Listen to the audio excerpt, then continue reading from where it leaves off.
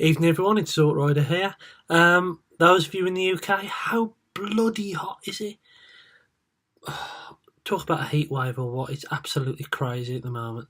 What tends to happen when it gets warm is I regress back to my teenage years, start wearing baggy shorts, wearing caps backwards and pretending I'm in some kind of punk rock band from the 90s. I don't know what happens to me. I just come over all like Blink-182 and that's that. For those of you watching in Australia, it's bleeding freezing over here compared to what you're used to, I'm sure, but it's absolutely killing us. So on a Sunday I normally do a video where I talk about my haul from the car boot, and I did go to the car boot this morning. It was massive. Stalls were packed to the brim. The field was completely full. The car park, or I say car park, the field where you park, normally when I get there is about 1/3 full. It was completely full when I got there, and they were going into a second field. It felt like it had been picked already when I got there. I was running a little bit late today because it was Father's Day, and I didn't want to run out straight away. But yeah, I didn't really find that much today. I did find a couple of things. So, for example, I picked up where is it? Power Cores Combiner Steel Shot. I saw this guy in a bag with some other Ben 10 figures for £1, and I just asked the woman if she'd take 50p for it. It's missing a few of the panels on the side, but the alt mode on this is atrocious anyway, so it's not like I'm going to be transforming him. But for 50p he was okay. I also picked up a small die-cast Noddy car, a wind-up Dr. Robotnik figure, and a Postman Pat toy, which my son's now claimed. I will try and stick a photo. I've got a photo of the entire haul somewhere here-ish. I also picked up Crackdown for the Xbox 360 for 50p, and this guy, Can Man from the real Ghostbusters. Now, there were some other Ghostbusters on the store, but they weren't in good condition, and the ones that I've already got at my mum's somewhere never actually had Can Man. It's got a little bit of damage. It's getting transformed out. So you can see he's got a bit of damage. One of the piece of plastic to get his leg out, his wing out the side of his leg is missing. But he cost me a grand total of £1 until I realised I paid with him with a £10 note, and he was the last thing I bought. So in theory I should have had £9 in my pocket. I had £10, so I think what the gentleman actually did was he gave. I paid with a £10. I picked up the figure. He gave me a carrier bag as well, bless him, and he gave me £10 change. So I think he actually cost me nothing. So that was it for the boot really today. Anyway, the main reason for me doing the video today was I've been keeping an eye out for Voyager and Leader Megatron because those toys look pretty good. My friend Dave Mentz, SMS number 1, has got hold of one somehow through his evil connections in the underworld, managed to prize one straight out of a little boy's hand. I'm not saying he actually did that. I think he's just got a friend who knows someone who's managed to get hold of him early, but there you are. But it looks fantastic. If you haven't checked out his video, search SMS number 1. I will try and put a link below there. But I think he's the first guy to actually do a full review of the Leader Megatron, and it looks pretty awesome. But the reason for the video is the price point. And I was expecting a slight price hike with the Voyagers going up to £22.50 or £25, depending on where you shop. Sorry, that's Deluxes, sorry. The Voyagers going up to around the £33 mark. I was expecting the previous price points of $44.99 or $49.99 to go up slightly and maybe hit the $55.99 mark or even the $59.99 mark.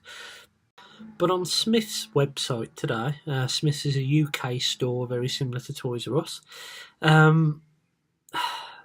the price point has been set at $64.99. Now this is an interesting boundary to set because it's the line between retail releases and third-party masterpieces has kind of been pulled together. And I know Sunstreak has kind of pulled it back that way, and I know we're waiting to see the official price point and all that, and that's fine. But $64.99 for a leader class figure is very close to that third party and masterpiece market, and it begs the question: is it too much? Is it value for money anymore? I've recently watched one of Bobby Skullface's Saturday discussions he's been having. I forget what they're called. I doubt if you're watching this anyway, Bobby, but it's a good discussion video that you've been doing. And he was just saying about the new Omega Supreme, the third-party version, and how the cost of something is only worth it to the individual if they're willing to pay it. And I completely wholeheartedly agree with him. The problem that I see with this is these are essentially toys, aren't they?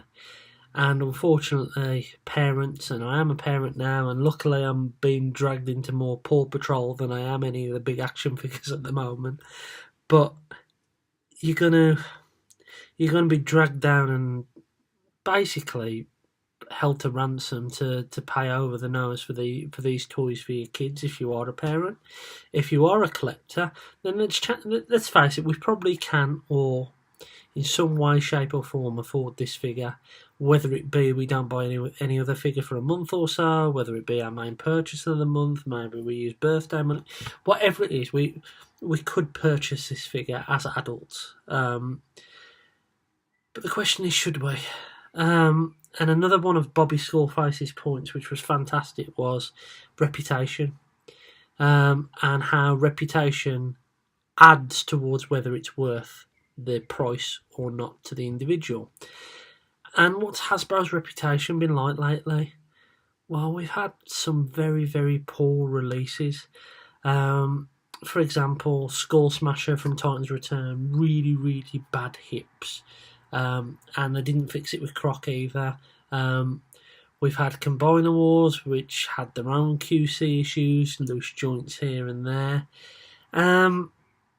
And even stretching to some of the newer movie figures, it's been a bit of a mixed bag of nuts with quality. So we really haven't got the trust there, and potentially that's one of the reasons why we're looking at this price point. Well, I'm definitely looking at this price point and going $64.99 for a figure that might have loose joints or might have poor paintwork.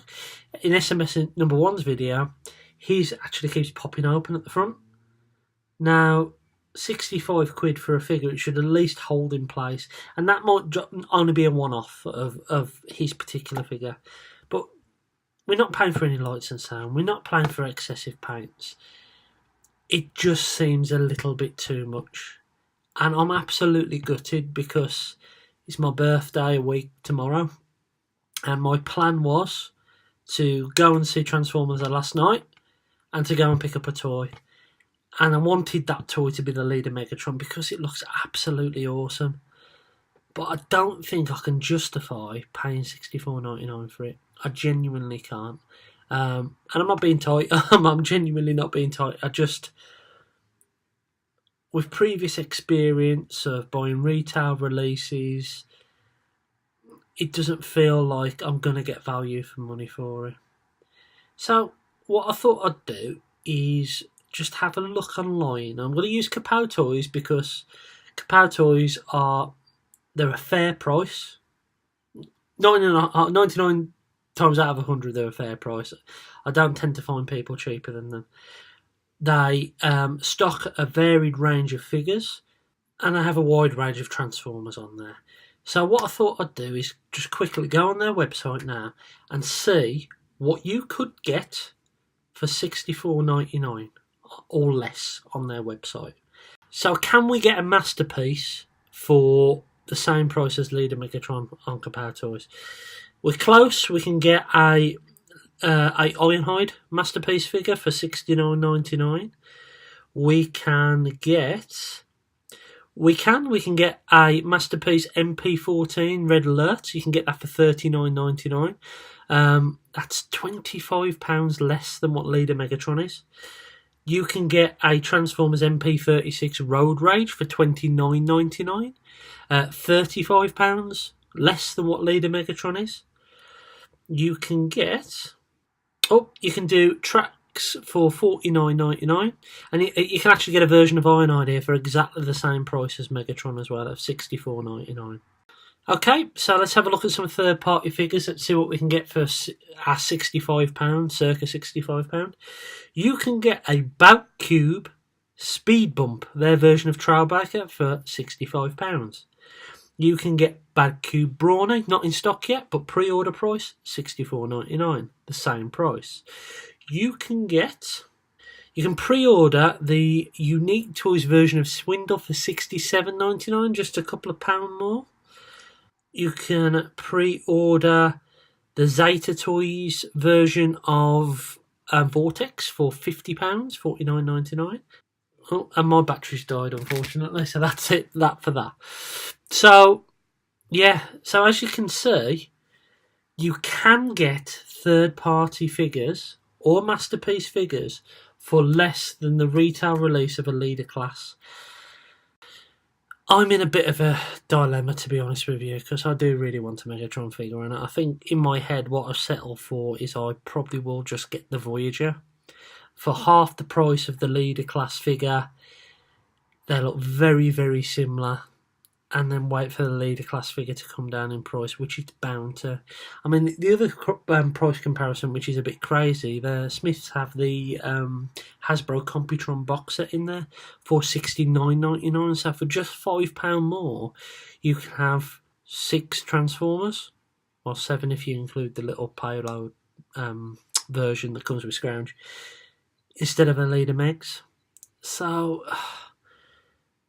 yeah, I know this video has been a little bit of a waffle, really, but it's been playing on my head since I seen that price point, and I just thought I'd have a discussion. I thought well, your opinions. Do you think $64.99 is too much for a leader class figure? Are you going to be stepping into it anyway? Do you disagree with everything that we're saying? If you are, great, leave a comment. That's what's good about doing these videos, and